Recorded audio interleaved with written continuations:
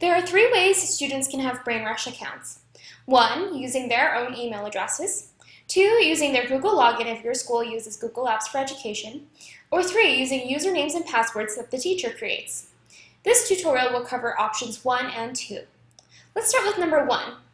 Start by clicking on Lead, and then click on the My Students tab. From here, you'll see a list of students that you're currently leading, and as you can see, I don't have any. On the right, you click on Add a Student,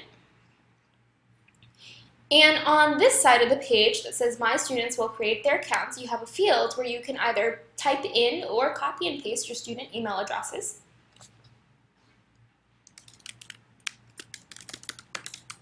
You can also type in an optional message, personal message from you, and you can add the students or student here to an existing class. If you didn't already have the class created, you could click on New right here, which would create that class. And then click Send Invitation.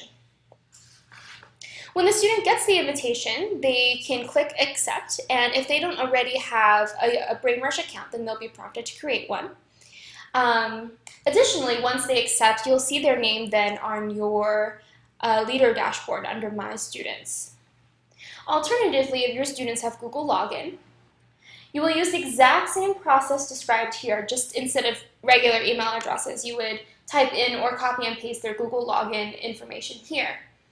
The only difference is that instead of signing up the traditional way for an account, they would just go to Sign In and then click on the Google Sign In with Google button on the BrainRush homepage.